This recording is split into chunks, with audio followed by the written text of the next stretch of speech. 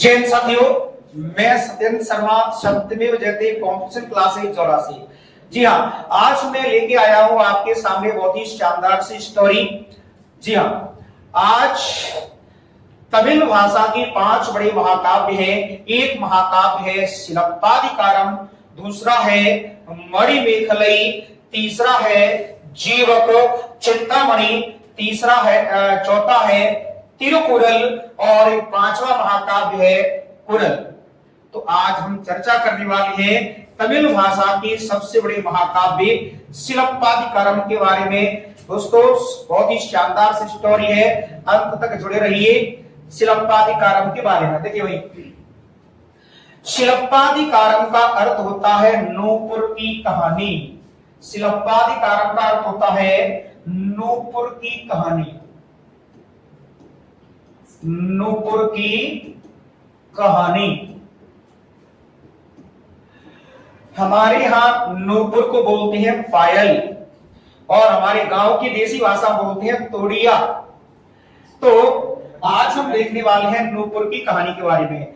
ये तमिल भाषा का सबसे बड़ा महाकाव्य है शिलप्पाधिकारम। इस शिलप्पाधिकारम के जो लेखक हैं इलंगो आदिगल। इसके लेखक हैं इलंगो आदिगल। इलंगो आदिगल। और इलंगो आदिगल कौन है? इलंगो आदिगल है चेर शासक सेनगुट्टवन के भाई। इलंगो आदिगल कौन है? इलंगो आदिगल है चेर शासक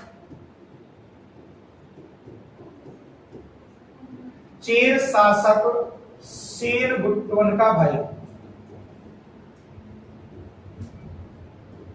सेनगुट्टवन का भाई है।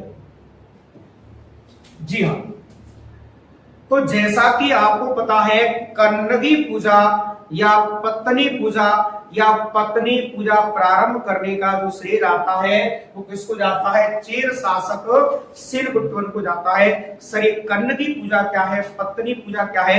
देखिए, आपको पता है तमिलनाडु में एक शहर पड़ता है कावेरीपट्टनम। जी हाँ, ये स्टोरी है कावेरीपट्टनम की। कावेरीपट्टनम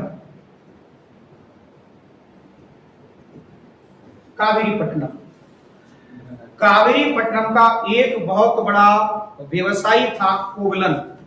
कावेरीपट्टनम का एक बहुत बड़ा व्यवसायी था कोवलन। कावेरीपट्टनम का एक बहुत ही बड़ा व्यापारी व्यवसायी था, उसका नाम था कोवलन और कोवलन की पत्नी का नाम था कन्नगी।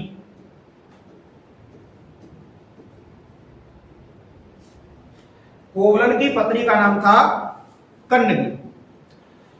तो ये कोवलन है, बहुत ही बड़ा व्यापारी था, व्यवसायी था। तो व्यापार के उद्देश्य से एक शहर से दूसरे शहर जाया करता था। जब एक शहर से दूसरे शहर जाया करता था, तो जब दूसरे शहर में जाया करता था तो ये कुछ कोठों पर जाया करता था। कहीं पर मुजरा नृत्य देखने के लिए जाया करता था। और ये मुजरा अर्थात नृत्य देखने जाया करता था, डांस देखने जाया करता था माधुरी दीक्षित का। इसका वही माधुरी का।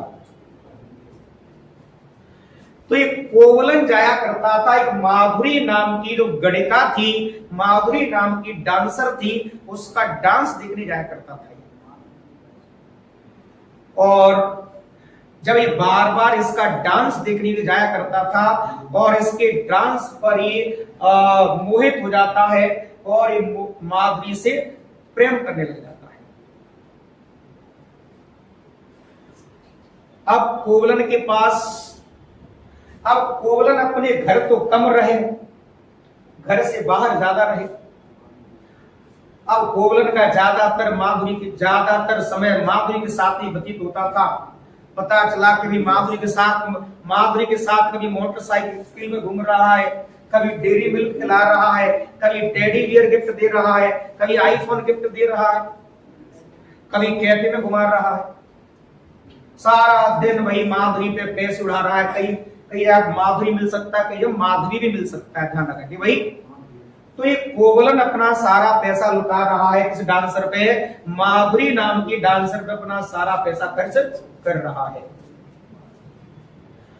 अब भाई कोवलन के पास जितना पैसा रुपया पैसा था, इसने सारा पैसा सब कहां पड़ा दिया, माधुरी को उड़ा दिया।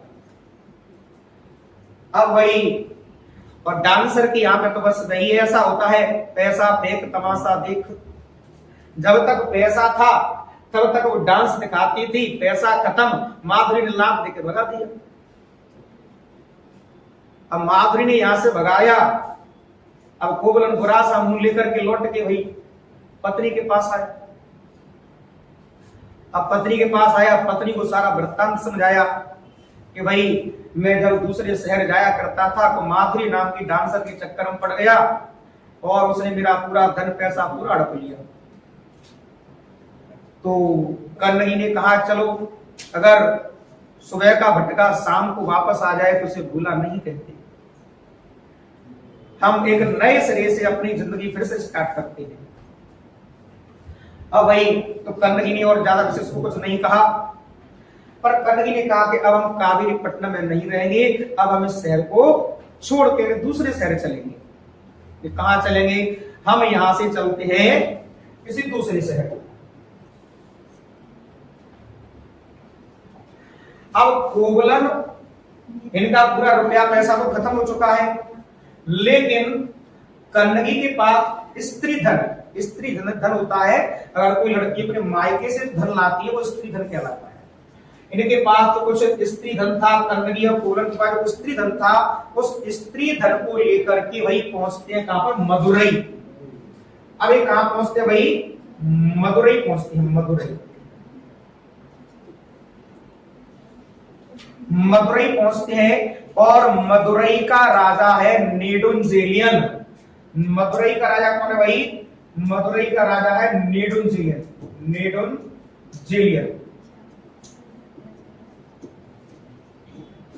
मदुरई का राजा है नेडुंजेलियन। और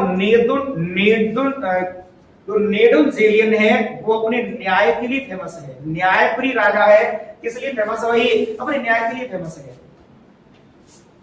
अब भाई जब कोवलन और कन्हई कहां पहुंच गए, मदुरई में पहुंचे। अब मदुरई में जो घर से कुछ स्त्री धन लेके आए थे उसे अपना खर्चा पानी चला रहे थे। तब तक कन्हई ने कहा कि मेरे पास कुछ रुपया पैसा है, तब तक आप यहां तक कोई अपनी नौकरी धंधा पानी देख लो, तब तक इसे खर्चे पानी चलाते हैं। अब भाई कोवलन कन्हई को 12-15 दिन हो गए, जो जितना रुपया पैसा लेके आए थे वो मेरा पूरा पैसा खत्म हो चुका था। अब पूरा पैसा खत्म हो चुका था तो कन्हई ने कहा कि आप एक काम करिए, मेरे आप इस पायल को मेरे एक पैर की इस पायल को आप ले जाओ और जाके किसी सुनार की दुकान पे बेच दो, उससे हमें जो रुपया पैसा मिलेगा उस रुपए पैसे से हम तब तक कुछ दिन और काम चलाएंगे, तब तक अपना कोई आप धंधा पानी ढूंढ लेना। तो कन्हई ने अपने राइट दाएं पैर की जो पायल थी उतार करके कोवलन को दे दी। कोवलन उस पायल को लेकर के सराफा मार्केट में जाता है, सुनार के पास जाता है। उसी समय क्या हुआ था, जो मदुरई का राजा था नेडुंजेलियन, इस नेडुंजेलियन की जो पत्नी थी, नेडुंजेलियन की पत्नी की सेम उसी प्रकार की जो पायल थी वो चोरी हो चुकी थी। अतः नेडुंजेलियन ने पहले घोषणा करवा दी मार्केट में कि अगर इस प्रकार की कोई पायल बेचने के लिए मार्केट में आता है तो तुरंत मुझे सूचित कर दे। अब भाई इधर कोवलन राइट पैर, कन्हई की राइट पैर की पायल को ले जाकर कहां पहुंचा भाई, सुनार की दुकान पे पहुंचा। अब जैसे ही सुनार ने उस पायल को देखा तो सुनार ने देखा कि भाई ये तो महारानी की पायल है। अच्छा, ये जो कन्हई, कोवलन भी बहुत बड़ा व्यवसायी था, पहले जब शादी हुई तो बहुत बड़ा व्यवसायी था, अच्छे खासे घर से कन्नगी आई थी, बहुत सारा रुपया पैसा लेके आई थी, उसकी पायल थी, वो भी अच्छी पायल थी।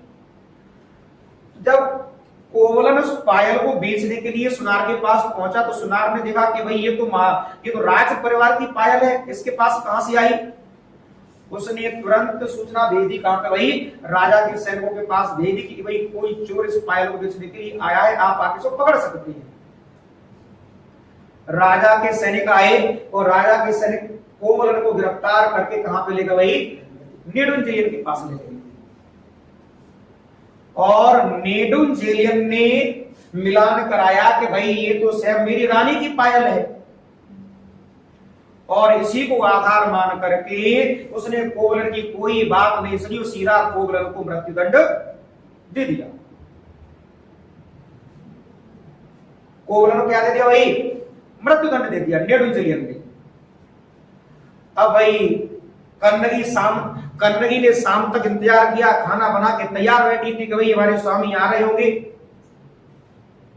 अब शाम को नहीं आए, अगले दिन देखा तो अगले दिन कोई कोवलन लौट के नहीं आया, 2 दिन तक लौट के नहीं आया। तब तीसरे दिन कन्नगी कोवलन की तलाश में उस जो लेफ्ट पैर की जो पायल बची थी, उस पायल को हाथ में लेकर के उसी सुनार के सराफा मार्केट में निकलती है। तो भाई बेचने गए तो वही सराफा मार्केट में पूछती हुई जाती।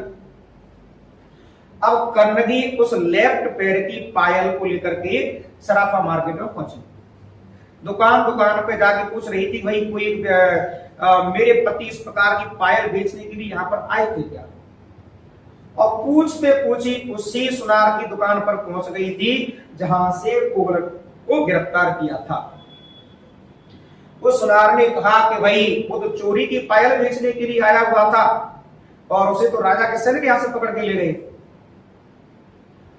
और भाई कन्नगी पता करते हुए राजा नेडुंजेलियन के दरबार में पहुंची और नेडुंजेलियन के दरबार में जाकर पता चला कि नेडुंजेलियन ने तो कोवलन को मृत्युदंड दे दिया।